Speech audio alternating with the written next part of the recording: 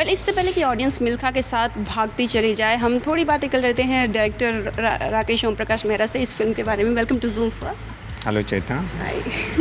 सबसे पहले बताइए प्रमोशंस के हिसाब से चलिए, क्योंकि फ़िल्म के लिए प्रमोशंस बहुत ज़रूरी होती हैं, तो आप लोगों की तरफ से क्या स्ट्रैटेजी वगैरह प्लान करेंगे? स्ट्रैटेजी बहुत सिंपल है कि जो फिल्में हैं, जो सोच के हमने फिल्म बनाई है, जैसे इंस्पायर होकर मिल्खा जी की स्टोरी पे, तो हम वही बातें करें। हम और ऐसी किसी भी और चीज़ की हमें आवश्यकता महसूस नहीं हो रही है कि किसी गॉसिप में जाएं कि कुछ ये करें कि ऐसा करें, जो अक्सर हो जाता है, जो चाहे हम चाहें या ना चाहें, बाजे वक्त चाहते नहीं बट हो जाता है ऐसा कुछ। बहुत ही इंस्पायरिंग फिल्म है। एक इंसान की रियल लाइफ को लेके बनाई गई है, उनकी ज़िंदगी से इंस्पायर्ड है। आधारित तो नहीं बोलूँगा, बायोपिक तो है नहीं, एक टेक है। तो उसमें हमने पूरे मन से बनाई है, पूरे दिल से बनाई है, पूरी सच्चाई से बनाई है। तो वही अगर प्रमोशन में भी झलके तो अच्छी बात है। बहुत इजी था या बहुत ज़्यादा टफ था आपके लिए? इजी और टफ कुछ नहीं होता, जब कुछ करना होता है तो बस करना होता है। तो एक बार ठान ली तो ठान ली। स्पेशली राइटिंग की बात करें तो मिल्खा के ऊपर, मिल्खा से या इंस्पायर्ड बात करें तो फरहान को लेकर इंस्पिरेशन एंड ऑल, ये चीज़ आपने किस तरह से निकाली और कितना वक्त लगा आपको?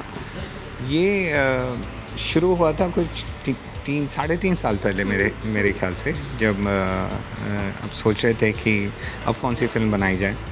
तो 2-3 आइडियाज़ मेरे पास थे, 2-3 प्रसून जी के पास थे। मेरे जहन में मिल्खा जी को लेके एक कहानी रचने की, एक फ़िल्म बनाने की बहुत जिज्ञासा थी। तो प्रसून जी से बात हुई तो मैं तो as a director is always on a cross road, जिसको बोलते चौराहे पे, आगे जाऊँ, दाएं मुड़ूँ, पीछे जाऊँ, लेफ़्ट टर्न लूँ, यू टर्न मारूँ। तो उन्होंने मेरा हाथ थामा और बोला कि नहीं राकेश, ऐसा लगता है कि ये ज़्यादा अच्छा रहेगा, जितना मैं आपको समझता हूँ, जितना अपने आप को जानता हूँ, हमारे अंदर से ये बात ये निकलेगी। कहीं ना कहीं हमारी फिल्मों के ज़रिए हम कुछ बोल भी जाते हैं, कुछ एक एक्सप्रेशन जो एज इंडिविजुअल्स हैं वो आ जाता है। तो मेरा मानना तो यही है कि हम सबके अंदर एक मिल्खा सिंह है अपने अपने रूप में, और ज़रूरी नहीं कि वो एक धावक हो, वो एक हाउसवाइफ भी हो सकती है, एक स्कूल टीचर भी हो सकता है, एक डॉक्टर, एक लॉयर भी हो सकता है। जो उनकी ज़िंदगी से जो प्रेरणा मिलती है वो लाने की कोशिश की है फिल्म में। इसमें सिर्फ सीरियसनेस ही देखेंगे या थोड़े से रोमांटिक सीन्स भी हमें देखने, क्योंकि हमने सुना इसमें लिप लॉक भी है, तो उस बारे में थोड़ा बताइए। बहुत ही मिल्खा सिंह जी का जो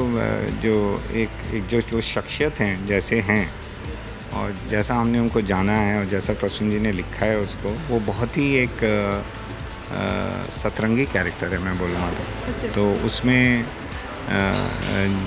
जो रेनबो के सारे कलर्स नज़र आते हैं। ऐसा नहीं कि कुछ डार्क शेड्स हैं तो लाइटर शेड्स भी हैं, कोई गंभीरता है तो लाइटर मोमेंट्स भी हैं, रोमांस है तो ड्रामा भी है। तो एक आप खुद जब मिलेंगे मिल्खा सिंह जी से आपको पता चलेगा उनसे बात करके कि वो कितने ही कलरफुल हैं। तो आपको सारे शेड्स देखने को मिलेंगे। उनकी चाइल्डहुड बहुत ड्रामेटिक थी।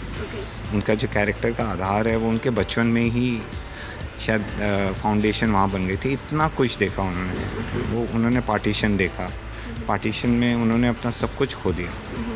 मतलब सर के ऊपर से माँ बाप का साया, कोई छत नहीं, खाना नहीं, पहनने को कपड़े नहीं, पहनने को जूते नहीं, कोई नहीं है।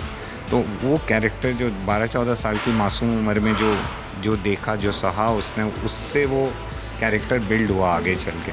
फरहान को डायरेक्ट करना बहुत इजी था, क्योंकि फरहान कोई ऐसे वैसे नहीं, सिंगर है, एक्टर है, डायरेक्टर, हर चीज़ है, मतलब मल्टी स्टार कहा जा सकता है। तो क्या वो भी डायरेक्शन में कभी आते थे कि नहीं इसको ऐसा करना चाहिए या थोड़ा चाहिए? है ना कि आगे वाला आपकी बात समझ रहा है कि क्योंकि वो खुद उस गली से गुजरा हुआ है, तो ज़्यादा बातें करने की ज़रूरत ही नहीं पड़ती थी। We shared a lot of silence between us and कभी कभी मैं थोड़ा सा नच कर देता था, थोड़ा ऑफ, कभी कान में जाके थोड़ा सा विस्पर कर देता था कि ऐसा हो रहा है, वैसा हो रहा है। और मेरे को तो बहुत मज़ा आता है ऐसे ही लोगों के साथ काम करने में, हाँ, भले ही वो फरहान अख्तर हो या आमिर खान हो या अमित जी खुद हो, इनको ज़्यादा बोलने की ज़रूरत ही ना पड़े कि वो अपना ही इंटरप्रिटेशन, अपनी प्रिपरेशन लेके आएँ। और एक्टर के लिए बहुत ज़रूरी होता है कि how actor prepares, how he interprets the role. Okay, ऐसा ये मतलब ये भी ट्रेंड एक चल चुका है कि खान्स के साथ काम करना, 100 करोड़ क्लब में जाना। खान्स के साथ काम किया तो मतलब फिल्म 100 करोड़ में ऐसे ही चली गई। क्या सोचते हैं आपको इस बार में, आप कहाँ तक बिलीव करते हैं? मैं तो बोल रहा हूँ 1000 करोड़ हो आप, या 100 करोड़ पे क्यों रुके हम? हमारा बिजनेस बढ़ रहा है, दिन प्रतिदिन सिनेमा ऐड हो रहे हैं। इंडिया एक ऐसी कंट्री है, चाइना को छोड़ के पूरे विश्व में, जहाँ रोज़ एक स्क्रीन खुल रहा है। तो फिल्म इंडस्ट्री का जो बिज़नेस है वो 30 से 40% हर साल बढ़ता जा रहा है।